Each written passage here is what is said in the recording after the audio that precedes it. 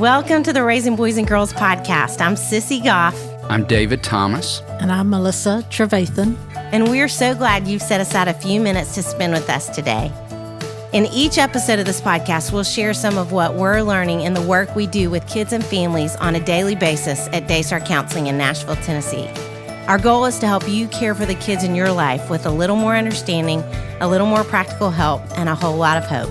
So pull up a chair and join us on this journey from our little yellow house to yours. The Raising Boys and Girls podcast is brought to you in partnership with Minnow.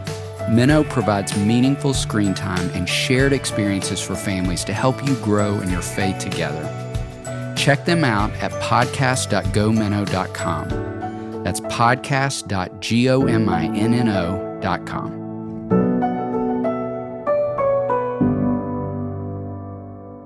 Crystal Paine, also known as the money-saving mom, is a wife and mom to more children than we can count through the miracles of childbirth, fostering, and adoption. She is a homeschooling mom who learned how to be financially savvy from her own parents. We are thrilled to get the chance to sit with Crystal to talk about both the hard and the beautiful parts of parenting the children entrusted to her and her husband, Jesse. Crystal, we are so honored that you would spend this time with us today. And we had to stop and start a few times. We had one scheduled, had to cancel, got to get back together. And so we just are delighted to get to sit down and talk about a lot of things with you. We have a lot of different kinds of questions for you because you've got a lot of different aspects of life going on at the same time. And so we would love for you to maybe just start by telling us a little bit about your family. Yes, well, Sissy and David, it is such an honor to be here. And I would say our family is never boring. No. We have an almost 17-year-old, 14-year-old, 12-year-old, and then we have a 10-year gap because we struggle with secondary infertility. And the doctors told us we would never be able to conceive. So then we were pursuing foster care. And the last week that we were in our home study to be licensed as foster parents, found out we were expecting. So we now have a 19-month-old. And then we went ahead and became foster parents. We got to foster a sweet little boy from the NICU. At this 4 weeks, we brought him home 4 weeks before we brought home our biological daughter from the hospital. So we had two newborns for 8 months during 2020. So the pandemic was an interesting season for us, as it was for everyone. And then he reunified with his mom, but we're still really involved in his life. So I say we have 6, almost 7 children, because we also then have a 16-month-old that we are fostering and in the process of adopting. And he has special needs, Down syndrome. He came to us with cleft lip, cleft palate. He has a G-tube. He's learning how to eat orally. So we have him. And then I am expecting. So, which is so exciting. Yes. That is amazing. Yes. Our kids say we're starting a whole new family again. So, yeah, wow.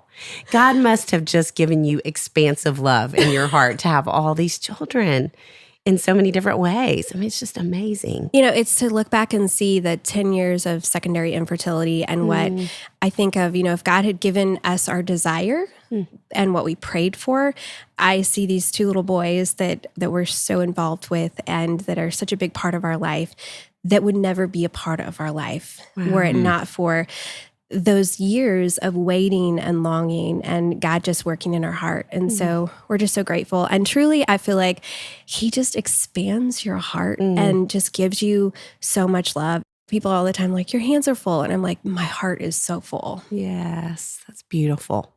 Absolutely beautiful. Well, we're excited to talk with you about so many things today, fostering being one of those. And can you tell us first just what led you to make these important decisions for your family?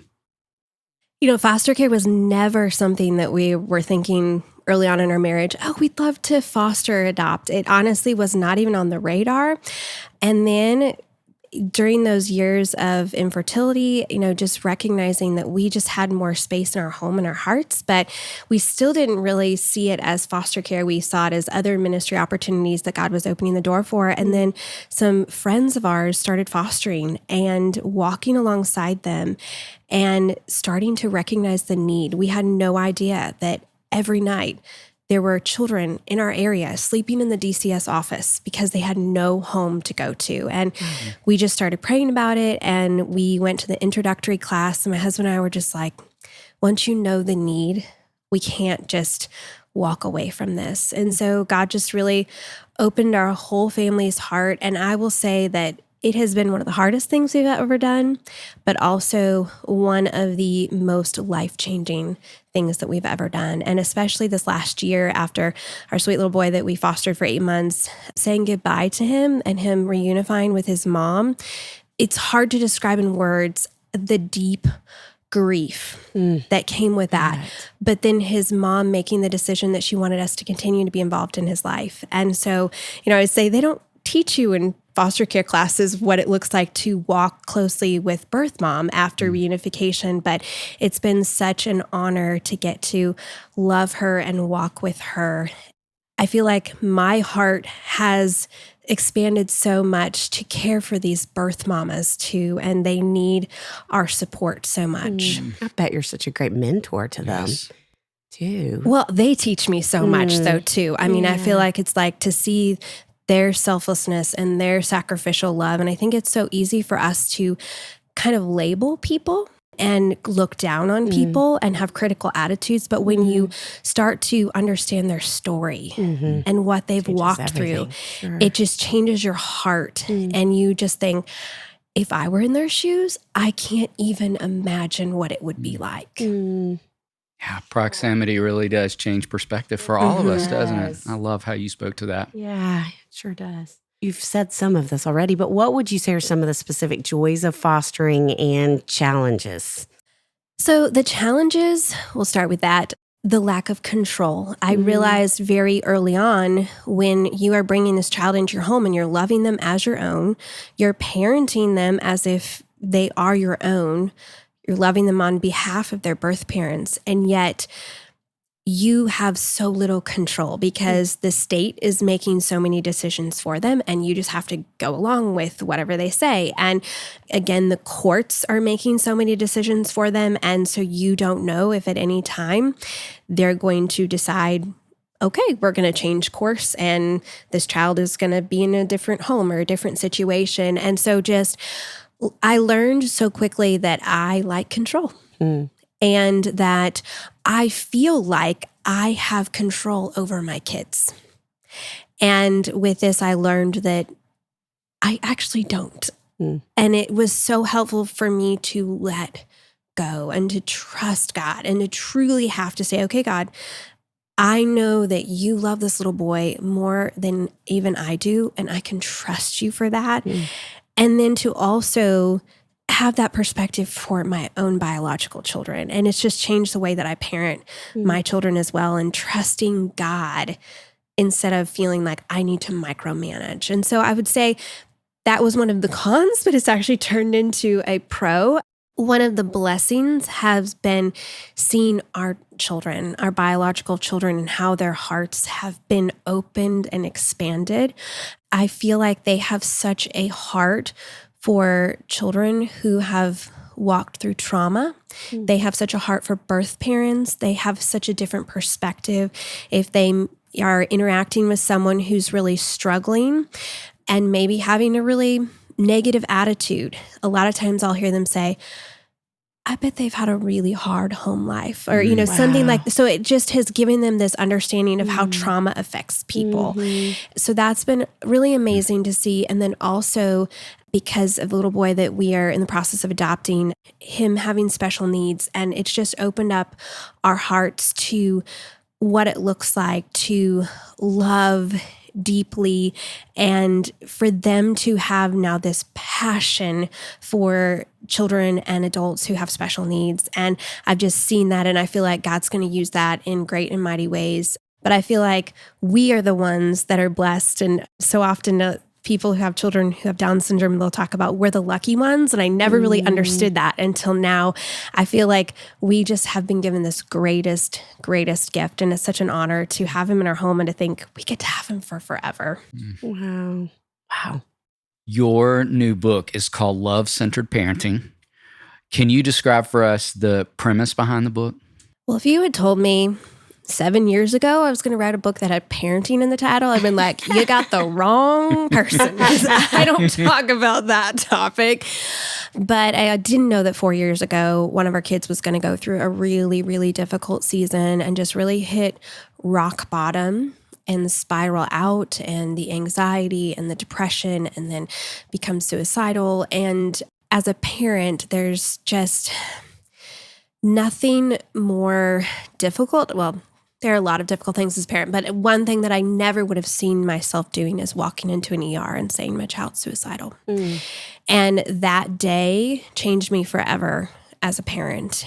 And walking with my child and having to learn how to parent in a different way, because I realized as my child then was able to get into therapy and counseling, I was parenting for my reputation instead of for relationship. And so many of my decisions were based out of fear, pride, and shame.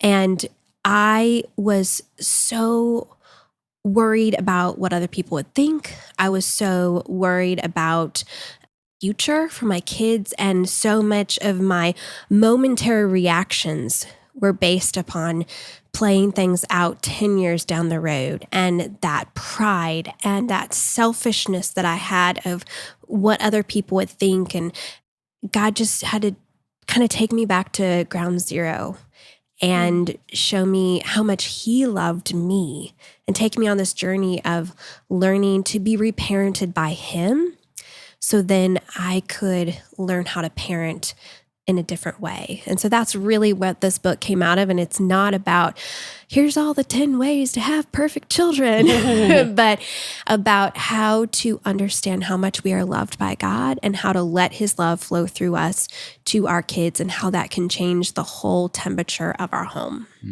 Wow. Yeah. What would you say to parents of kids right now who are really struggling? I think one of the biggest things that I always want to tell moms and dads is you're not alone. Yeah. I think it's so easy for us to feel alone. And I remember being in that hospital room and feeling like there are so many people who have no idea that I'm here. And I feel so much shame and guilt that I'm here. And I don't want to tell anyone that it's come to this place. And I felt like I was the mom of that kid. And everyone else, I remember getting on social media and just seeing these, beautiful pictures and these beautiful stories and thinking, why are we the ones that our family is falling apart? And I think it's just easy for us to start believing the lie that we're the only ones who have struggles, where every family has struggles. Every parent has heartache. Every parent goes through really difficult seasons. And it's not to be shared for everyone, but I think being willing to have a few safe people in your life that you can be really honest with. Therapy and counseling has been one of the best things for us. Getting a medical diagnosis of mental health issues, medication, all of those things have been life-changing. And to be willing to step out of my little safe bubble that was like, that wouldn't happen to us, and be honest with, no, this is a real thing and my child needs help, and I'm going to let go of that guilt and shame. Or, I think a lot of times we have these feelings of like what counseling and therapy and medication mean and what they are, and we don't let ourselves recognize that it can be a real gift in certain situations. And so I just want parents to know that you're not alone, you're not the only one, and you have God with you, Emmanuel, God with us. He came down to this earth to be with us, and you don't have to do it in your own strength. Yes, I love that. Thank you. Thank you for your honesty and vulnerability in that.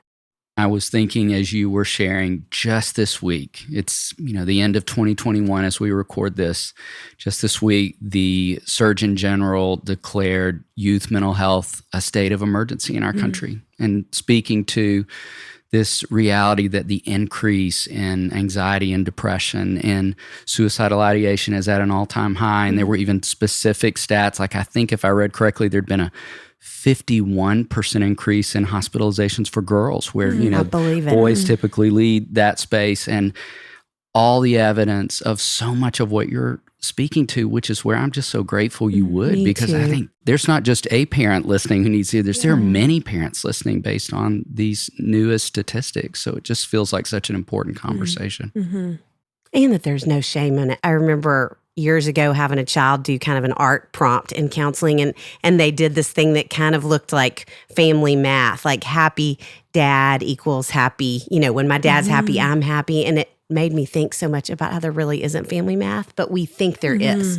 If we do this plus this, then our child will turn out this way. And it's just not true. And so often when we're thinking that way, it becomes more about shame. And that's what keeps us from often asking for help or stepping into the places where we really can shine some light on what our kids need. And so, yes, just so grateful for your honesty and courage in that. And how God's redeeming the road that you all have walked together in so many ways. In your voice and the way that you're changing the world and the kids in your house. I mean, just all of it. So really grateful for you. Sissy, Melissa, and I love to link arms with other like-minded friends who are working to strengthen families. That's why we are so thrilled to be partnering with Minnow to bring you the Raising Boys and Girls podcast. Minnow is a streaming service designed just for kids, but it's so much more than that. Minnow not only provides meaningful screen time, but also shared experiences through devotionals and discussion guides for families to help you grow in life and faith together. Check them out at podcast.gominnow.com. That's podcast.gominno.com. This season of our podcast is called Modern Parents Vintage Values. If you had to say an issue that you think now is harder for parents than ever before, what would you say?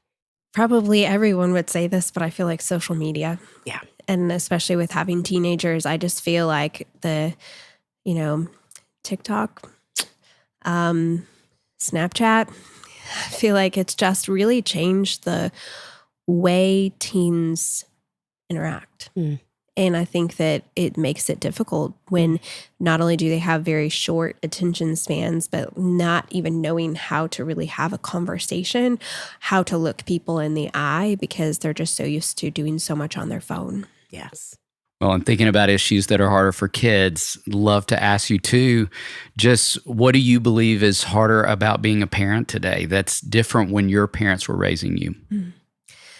To tie in with that, I feel like I talk to so many parents who they are like, I don't know what to do with electronics and social media. And I think there's a tendency to want to just crack down and just say, okay, our kids are just not going to have anything. They're just not even going to have phones until they're 18. And I think a lot of times that comes from that, like we want to protect. And it's a good place. Like from that heart of you love your kids. But I think a lot of it is fear-based too. And I think so many different people who are out there sharing the dangers of social media, which is important, are doing it from a fear-based model. And I feel like we should never parent out of fear, parenting from a place of faith. And so what does it look like to trust God, but also be wise and have good boundaries? And I think that that's a real challenge for parents right now. Yeah. What's something that you would like to bring back from when you were growing up that you wish was still true today? One of the things that I loved growing up is my mom would read to all of us together. And I don't know that a lot of families did this, but I just remember I have so many fond memories of us just sitting around and she would just read a book and we'd just go through a biography. We did a lot of missionary biographies or just famous people and studying about their life. And just she'd read a few chapters every day. And I just have such fond memories of that. And I also feel like there's so much that I learned from that to this day, I'll be in a situation and I'll remember back to, that missionary that was in that really difficult situation and think, it will just give me faith and courage for today. Along those lines, we'll keep going old school here for a minute. Tell us about something else you love from when you were a kid, a favorite TV show, favorite band, or maybe another favorite book. So I had a very interesting childhood. We did not have television. I was homeschooled and very sheltered. So I don't even know 80s music.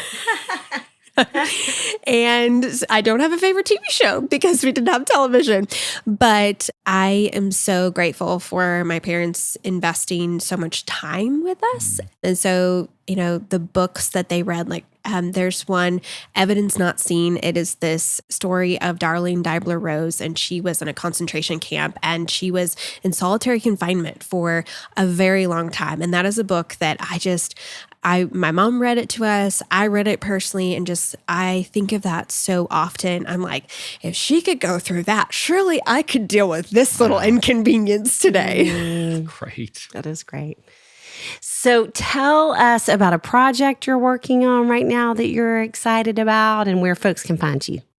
So I'm actually working on my next book, You which are? I'm really excited Congratulations. about. And it's all about time management, but from the perspective of really wanting to intentionally use our days. So it's practical, but also philosophical in the sense of what's the point of us using our time wisely. And this is something that I've been really passionate about since the time I was a young girl. And so I'm really excited about this project. And I love Instagram. So I am on Instagram a lot. So I'm the Money Saving Mom on Instagram. I share lots How did you become that? Tell us how that evolved.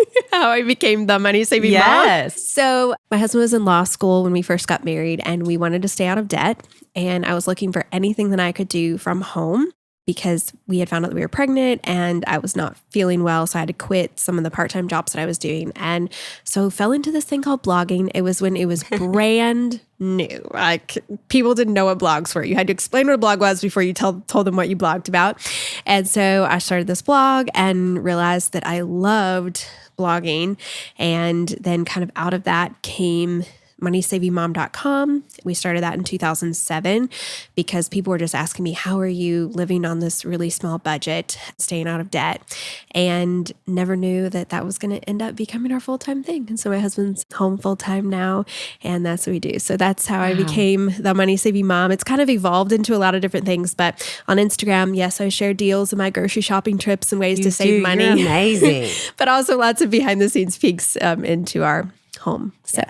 Yes. I love that. Well, to that and your new book, with a family as large as yours, you have a lot to tell us about balancing money and time. So You do, thank you. that's for sure. Thank you Yes. for putting those tips out there. And we have loved having time with you, and we love to end with something fun. So if we were able to share a meal of tacos with you, what kind of taco would you want to have? So I love fish tacos, but when I'm pregnant, I crave Taco Bell. Wow. you?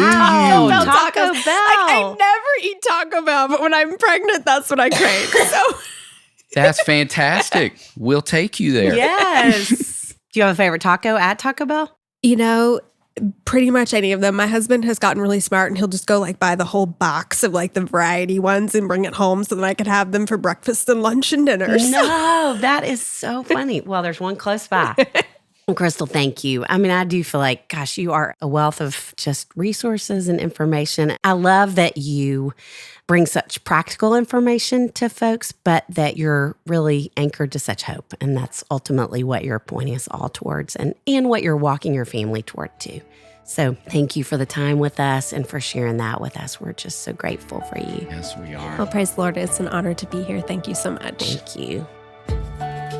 The Raising Boys and Girls podcast is brought to you in partnership with Minnow. Minnow helps you make screen time meaningful for your family with shows kids love and values parents trust.